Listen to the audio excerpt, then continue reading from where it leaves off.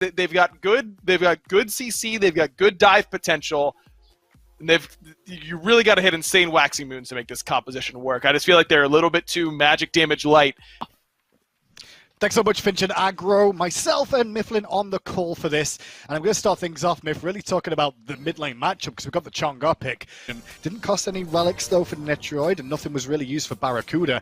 So a small little window where we'll see if he actually freezes that lane. But on the right-hand side now, Solo or Troll on this Sun Wukong, getting some support from Awesome Jake. Focus on Jakor, great CC chain. But Jakor still slips the noose and gets his ultimate off. The chase is still on, though. And Solo or Troll will use the ult to pick up the kill. He's now out of mana, however. Needs some more help from Jake and gets him sustain, but now he's going to get flung under the tower by Rongu on the rotation to make it a 1-for-1. Damage was done, however, as Solo or Troll did at least pick up the first blood. Back to duel later, it's Netroid versus Barrow again, and now Barrow might be able to get himself a solo kill, but Netroid just about jukes into the jungle well enough. The damage over the wall not there from the... Doesn't move in too early, he plays around, waits to see if Renegades will overcommit. They don't, Shinto doesn't have to use anything.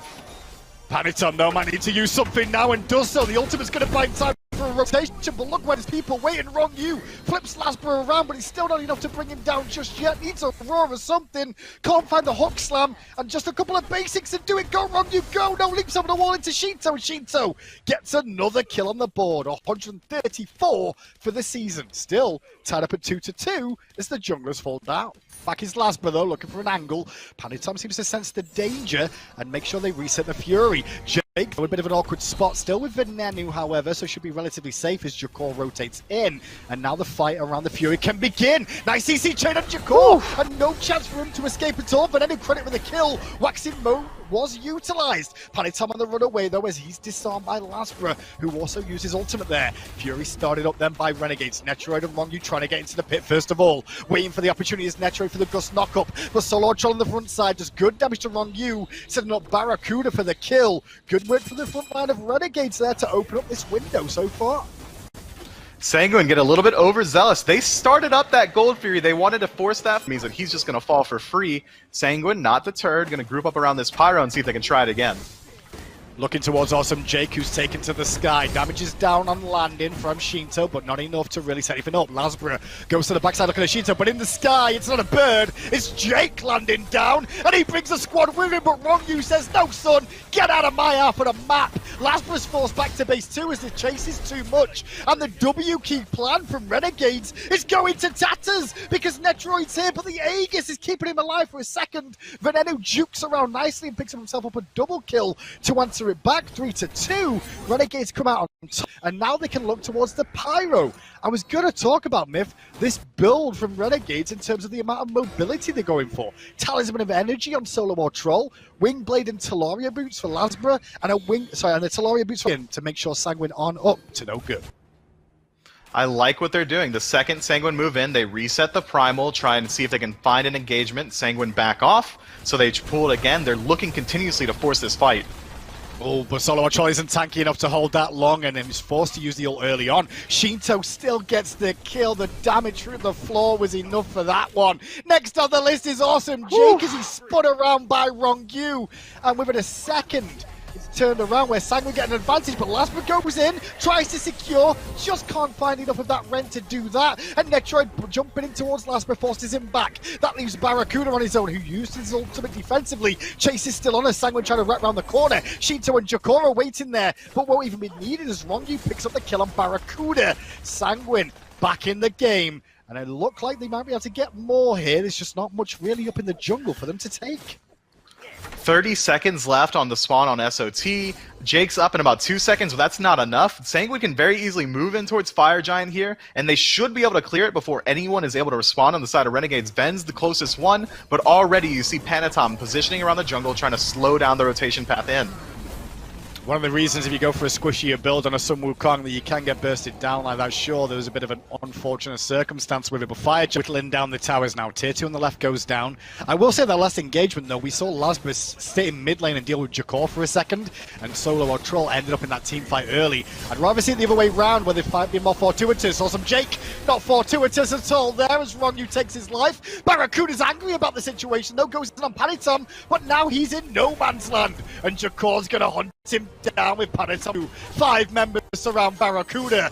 A classic situation that he'd seen in his rank games. Good waxing move from Venenu, though. Might be able to get hold of Panatom, but now he's bitten off more than he can chew as well. And with the damage dealers dead on Renegades, this could be a Phoenix, if not the game. They've got 20 seconds left on Jake. It might not be the game, but it should absolutely be the Phoenix. Panatom had to have been sweating there. Ven hits him with a 3rd tick on that Waxing Moon. That's a 3-second stun, but the Titan? Lasbro was too late coming back to base for my liking. The burst is there, the damage is good, but it's looking like it will go the way of Sanguine. Game 1 in the book.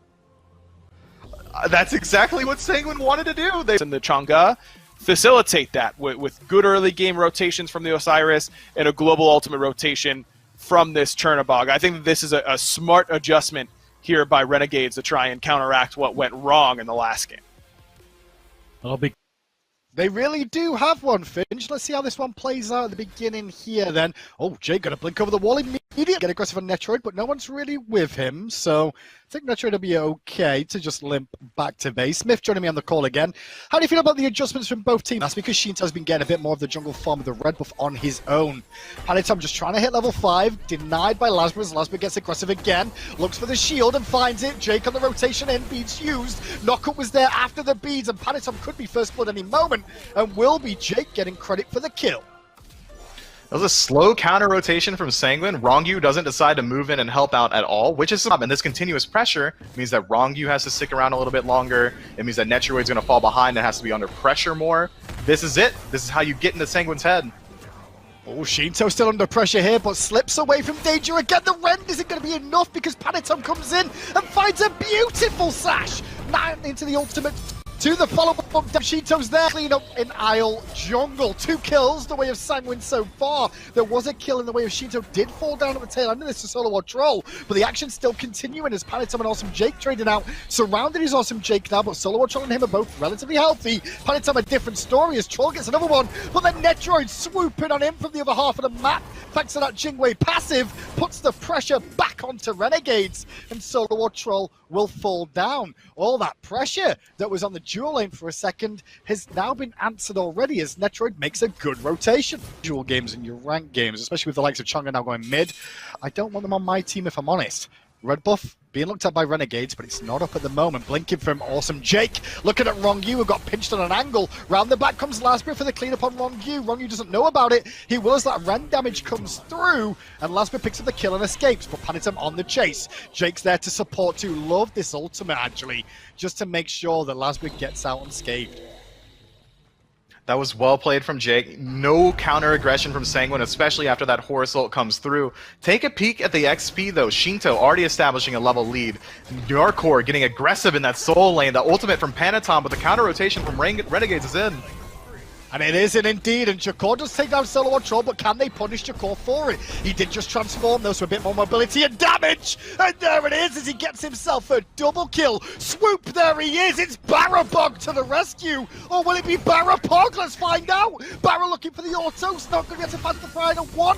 Jake will, though, and secure a kill, but that'll come at the cost of his life as he can swoop back to safety, and does so. Rongyu picks up the pieces, and Barracuda has to turn tail. All the while on the left-hand side, Sanguine get themselves a Gold Fury with Shinto and Netroid.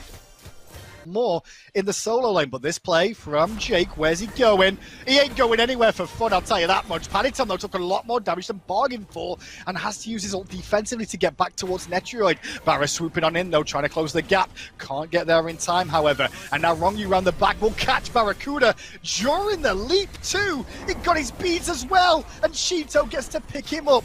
Barra is down, Lasma could be soon to follow. Cancel that, Venenu's damage is good enough, but on landing, Netroid there picks him up, and now Venenu's in no man's land too, deep in enemy territory here. Arcane damage be damned, Netroid with a double kill, and Sanguine are just winning every scrappy battle. Sanguine get the double kill and land. 2-level lead in mid again. Netroid now, who was at one point denied so much farm from his own purple, has a 2-level lead over Barracuda, and Jakor, the man mounted Kukulin, is looking for a 1v1. He might not really need Shinto's help, but he's going to get it. Tier 1 falls, as does Solo Troll, and Lasbro on the rotation gets picked up into the sky and swooshed around on exit. forced to use his ult defensively there as 4 members of Sanguine group up to keep this pressure rolling. They used 4 of their ultimates there. They don't have much available yet. Netroid still has that safety inside of his, but meanwhile, the rest of Sanguine are pulling out that Pyromancer. Aggression from Jake, the ultimate to chase out Netroid. BRZA Pog in the backline.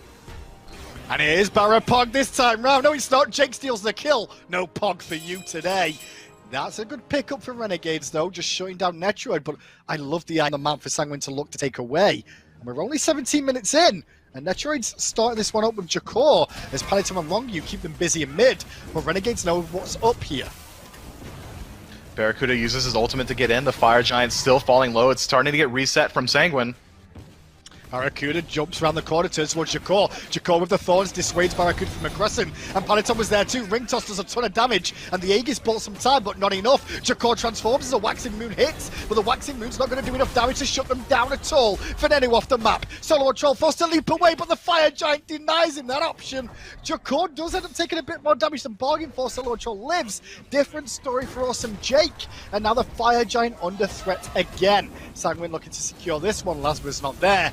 And this is not working out well in Game 2 for Renegades at all. It started so well. The first 6 minutes, Biff, it was all Renegade. Power and the gold free that could go up to 12, 13,000. 20 minutes in, that is crippling for Renegades. So if Sanguine decide to keep playing slow and not really push their advantage too much right now, they've got plenty of time to work with, and they'll likely get the next Fire Giant untested.